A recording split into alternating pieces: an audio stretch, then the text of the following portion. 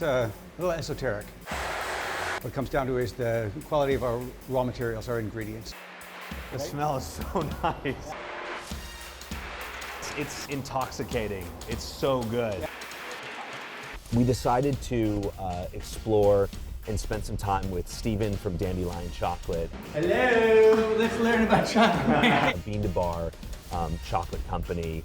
I'm really excited about that. I've spent some time in the past in Ecuador exploring fine aroma cacao, and I'm a huge chocolate lover. So spending time with Stephen is gonna be such a treat, no pun intended. I want a little bite in my truffle. Who came up with this? Who came up with this idea? Well, I mean, it was a drink of the gods. I'm Gabriel Ornelas, host of Off-Road Confidential by NewsNation.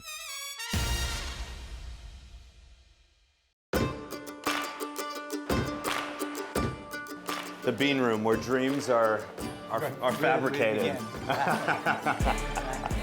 So I think what would be incredible, before we even get into the incredible work that you do here at Dandelion, is what's the difference between bulk cacao and fine aroma cacao? It's a little esoteric, but we can talk about the whole thing. I mean, at Dandelion, we make craft chocolate. So we say craft chocolate, and it's really what it comes down to is the quality of our raw materials, our ingredients. And what makes Dandelion distinct is that all of our chocolate is made with just 2 ingredients. Right? So that's kind of unusual in the world of chocolate making. So all chocolate is made with cocoa beans, and generally speaking, it's going to be sweetened with sugar, but that's where we draw the line. So all of Dandelion's chocolate is based on a single model. 70 parts by weight of cocoa beans and 30 parts of cane sugar. We make 70% dark chocolate. So there's no milk chocolate, there's no white chocolate, there's no flavorings that are added, not even vanilla.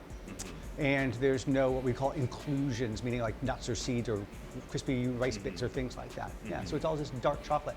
And it all speaks to the cocoa beans and the quality of the cocoa beans themselves, and more specifically, where in the world cocoa beans come from, which we call their origin. So Dandelion, we make 2 ingredient, single origin chocolate, meaning that we're not blending cocoa beans from different places, but we are highlighting what makes any one particular cocoa bean from one particular region taste special and what's unique about that. And can you give some examples of some of the regions where you're sourcing some of these beans Yeah, for from? sure. So cocoa beans, in fact, aren't even beans, they're seeds. Right? So I've grabbed this is a tropical fruit called cacao. And cacao grows around the world in places that are close to the equator, hence tropical. The cacao belt. The cacao belt, that's exactly what we call it. Yeah. So you think about places that are close to the equator. So in South America, the Amazon River Basin, we would call that like the genetic birthplace for cacao, the first place in the world that cacao grows. And over centuries, it sort of migrated north to Central America. So think about in South America, Ecuador, Colombia, Peru, Venezuela, that part of the world is where cacao first starts, and then migrates north to places in Central America. We get cocoa beans from Guatemala, Belize, Mexico, Honduras, Costa Rica. Also, though, in the Caribbean, Dominican Republic, and then places throughout Africa. So we have many, many origins that are African origins, including, oh my gosh, Sierra Leone, Liberia, Togo, Tanzania, Madagascar, Uganda. Those are just ones that pop up right now. India, Indonesia, and Southeast Asia, Thailand, Vietnam, Hawaii, even American chocolate. But those are all possible places where cocoa beans would come to. They come to us not in a condition like this. This is just for me to share with you. But we have cocoa beans come to us dry in sacks that are canvas burlap sacks, about 150 pounds or so in a sack of dried cocoa beans. But they started off as the seeds of this fruit. Do you want to see what it looks like? Yeah, please. You do. Please. Absolutely. It's pretty awesome. Have you ever seen it before? Of course, I've sucked on them. Oh, nice. I've spent quite a bit of time in Ecuador and in Colombia doing fine aroma cacao exploration with some indigenous communities. Nice. All right. Yeah. I love doing this for guests who haven't had the experience before, because it usually blows them away. And it doesn't matter. It doesn't matter, you know, your age group or your demographic. Everybody's excited when they open up cacao fruit. This looks amazingly fresh. Yeah, it does. It does. Right? Want to have a taste? Absolutely. Yeah. Rude not to. Yeah. So here's what we would call one individual fruit. This is a pod, and each pod contains multiple little fruits. Each one is like a seed, though, has its own unique seed if we planted it. Stephen, how would you describe that flavor? The flavor? Yeah. Let's have a taste. It's so fresh. Amazing. Wow. I mean, to think that this is not from San Francisco. This came to us actually from South America. It's lychee-like, right? It has some qualities, randomly though, of pears, right? I'm gonna put this one in there if you don't mind. Yeah, it's cool to cut it. Yeah, I get a little bit of that pear. It's funny. Right? Yeah. Yeah, floral. When you cut inside, you can see, wow, it's so beautiful. It's kind of gorgeous. purpley pink. Absolutely. And Look you at see the coloring on that. Oh. Is I mean, the seed itself constitutes most of what we have here. So there's very little fruit. The process of turning this into chocolate starts off, and it's in the minimal amount of fruit is important in terms of fine flavor development. Sorry. The process is important. Yeah. And That's why I had to. I said, Stephen, let me spit this out really quick. It's the sweetness, the sugar in the fruit is going to be converted into alcohol by fermentation. So naturally occurring yeast and bacteria consumes the sugar in that fruit, and as a byproduct of that consumption, converts the sugar into alcohol and ultimately into various acids. And so the seed is going to absorb those unique acids that are created through the process of fermentation, and that will then change the flavor and the structure of the seed, and thus inform the flavor of the chocolate that we're ultimately going to make from it. And where is this from? It's from Ecuador. Okay, this is Ecuador. Yeah. Okay. Yeah, and you know, there's many varieties. So you've been there, and so you know that this is just one example of cacao. We would oftentimes say, and compare it to clonal varieties of apples, for example. Everybody knows Golden Delicious and Granny Smith apples, and they're both apples, but they're different colors, and they look different, and they have unique properties. The cacao fruits are the same. There's many different varieties of cacao, and thus many different opportunities for chocolate that we can make from their seeds. What else about, before we get into sort of roasting and sort of that whole world, what else is important about the sourcing or these beans, these pods that we need to know about? So we source directly, right? So at Dandelion, we're sourcing directly. So it's not just like buying cocoa beans off the open market. It's more like going to your local farmer's market, right? And developing a relationship with somebody who you see, you know, time and time again, and develop a certain trust in, and you know that their fruit is of high quality. You know that they know how to fertilize it. You know, they know how to bring it to the market when it's at its best, its peak. And that's the same type of relationship we have with our partners in places all around the world. So obviously, sourcing from these communities, a great raw material. Right. Ingredients matter, as we know. Okay, on top of that, there's the roasting process is something in and of itself. So we would say that certain qualities of chocolate are determined by the sort of environmental circumstances, we'll just say, like what we call in the wine world, they call terroir, meaning the influence or impact of your environment on the produce that comes from there. The way that fruit is processed, and specifically through that process of fermentation, even how quickly the seeds then, after the fruit has been fermented, the wet seeds are spread out in the sun to dry.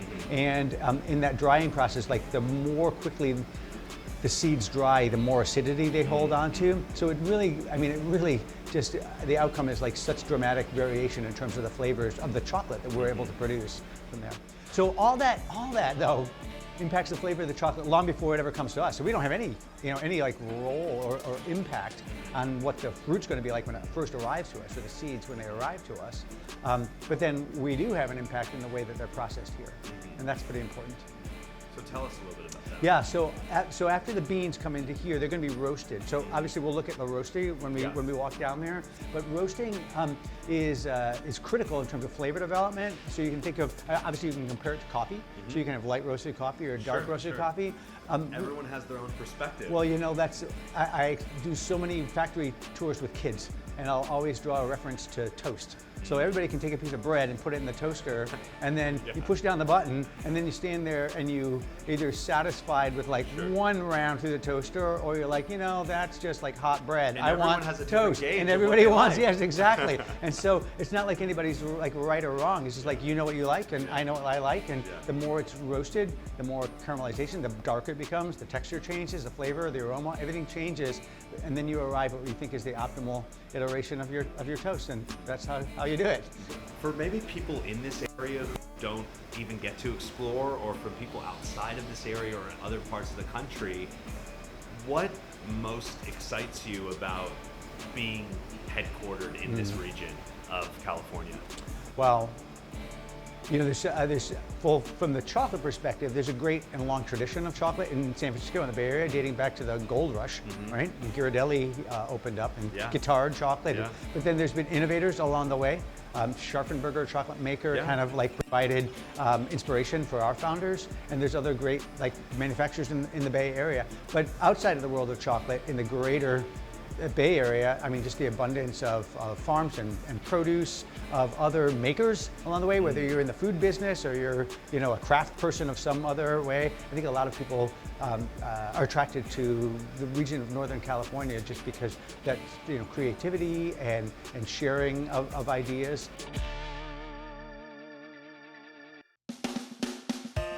Oh, it smells pretty good, The right? smell is so nice. Yeah. So one of my favorite features, actually, and you can see it in action right now, there's a little plastic tube in the ceiling. Yeah. So that's actually carrying the cocoa beans from that room where they're sorted in here and then dropping them into the top of the roaster.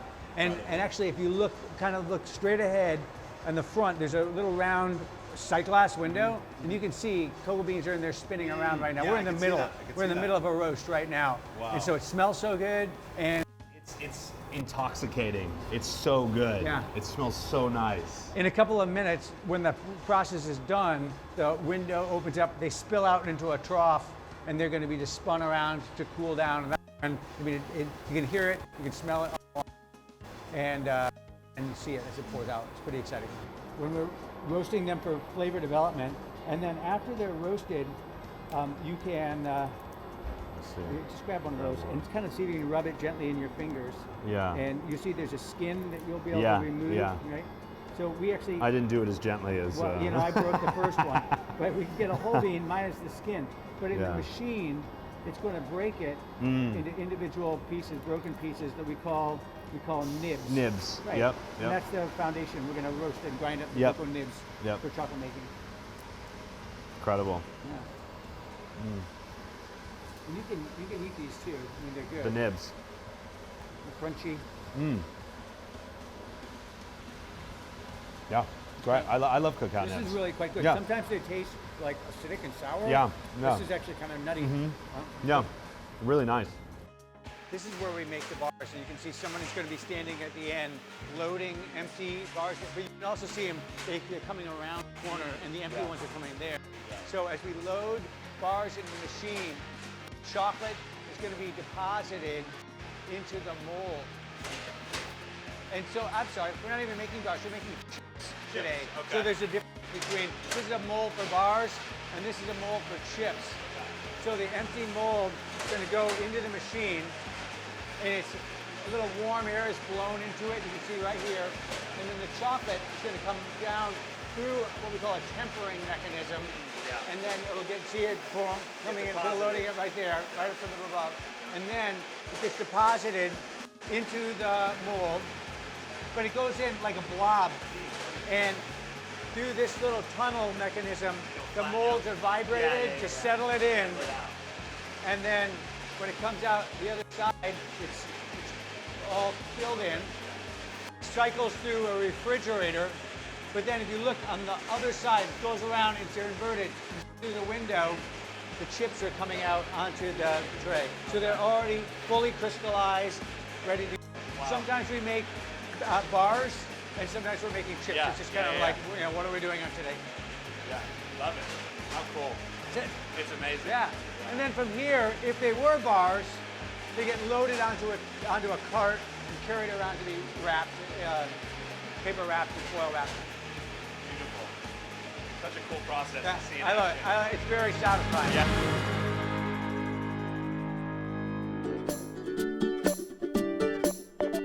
Want to make some chocolate Let's truffles? do it. Let's do it. I would love to. So we make chocolate truffles here with a mixture of hot, heavy cream, heated, poured over the top of the chocolate.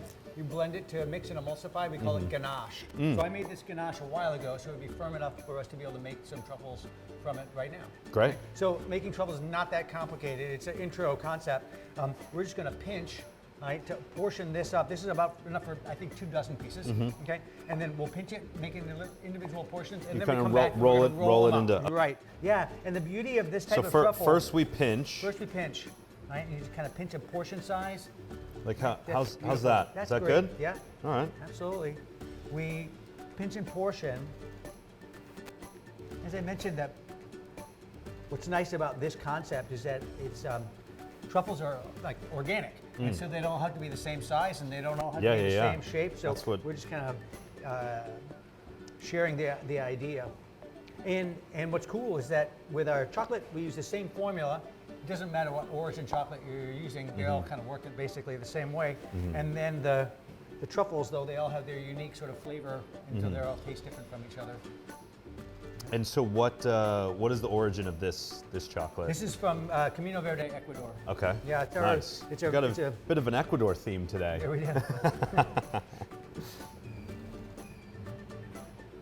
But that one's going to be a big one. That's Truffles come in all different shapes and sizes, much You know- like all of us. we our confectionery team makes chocolate truffles too, and they actually make it from a different process. They're using a mold, and so you Okay, can sort of okay. imagine like an ice cube tray. Yeah. You would fill it with melted chocolate, and then Yeah. you invert it, and Okay. it runs out and leaves a shell. Okay. And then you would make a ganache, the same concept, and fill it Yep. into the shell. So we're just doing ours from the inside out. They do theirs from And the then- outside oh. in. Oh, look at that. Got a little My thank you bad. for that. Sorry. The key, though, is just delicate handling. So we're just going to pinch it and then just gently roll it up. Just 2 seconds. How's that? Amazing. Yeah? Yeah. It still That's okay. doesn't have the right integrity yet. We're going to touch it in your palm. There you go. There we go. Yeah, and you know, in fact, the more that you roll it, The warmer it warmer it gets. becomes, Yeah, the less yeah, round it is. yeah. You know, I think the pinching was not my thing, but the rolling is. It is. Yeah. You see, kind of. everybody excels at one everyone has aspect their of it. own. Everyone has their own skill lane. set, right? We know there's a future for me at Dandelion. Oh. It's soft. But soft smells so- now means that it's going it's- to be it have smells such an so incredible good. texture. Yeah. that we actually No, it we really actually is. eat it. Yeah. Well, it's funny, the texture has changed already from Already. when we were Well, you know pinching what? it to even. Yeah, you know, the more that you actually handle it, Yeah. the firmer it becomes. The chocolate is forced to crystallize. Sure. And so it actually, the texture evolves. So what starts off difficult won't always be. I think I'm in my groove right now. There you go. Is it a race? No, Okay. no, because you're winning.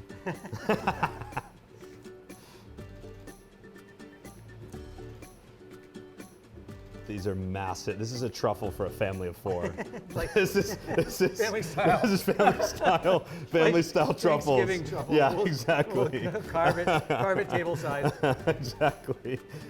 Get the carving knife out.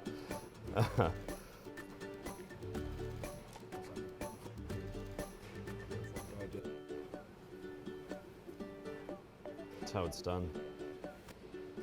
Oh, actually, I did Yeah, win. you win. That's because We I have half as many, right? I only There we made go. 7 truffles out of the whole thing. Oh, that was fun. Nice, thank you.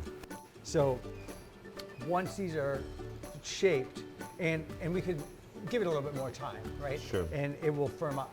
But the next step is that we're going to coat them or enrobe them. Is not the phrase we use. We're going to enrobe them in a little bit of melted chocolate. So let me grab some of that, Please. and then we'll finish them up. Great. So when we're doing the enrobing, you're just going to take your clean gloves. Can I see? Yeah, clean hands. All right. And so you take your clean glove, you just dip it into the chocolate like so, just a tap, because you don't want to like scoop it, but just get a little bit, and then we'll kind of Dap it in your palm. Get your palm just gently coated. That's it. Yeah. And then we can pick up each individual piece. We're just going to roll it through your hands to get it coated. Right? Again, these are still pretty delicate, so it'll take like a touch. You get them coated and just drop it off. So we're trying to have just enough to coat them to not like leave a puddle underneath or what we'd call like a foot.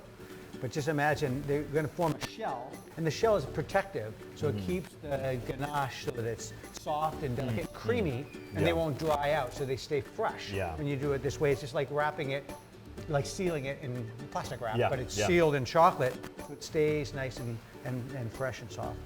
So, right. If you need a little bit more, just dip your fingers in, get a little bit more to coat.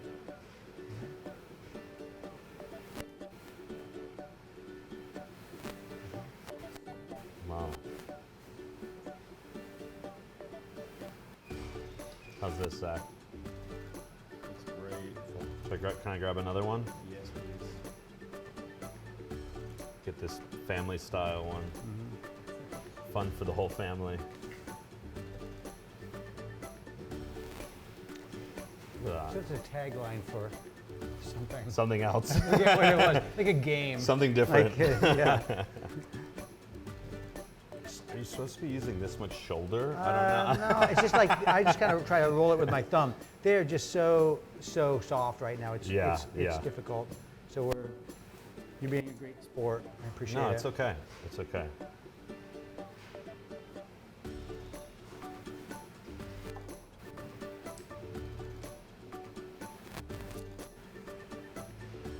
The chocolate will set up firm on the outside, Yeah. and ultimately that gives us the opportunity to give them a little light dusting with cocoa powder. Cocoa, yeah. Yeah, which gives them a look of being like truffles freshly dug Fresh, from under the yeah, ground. Yeah, of course.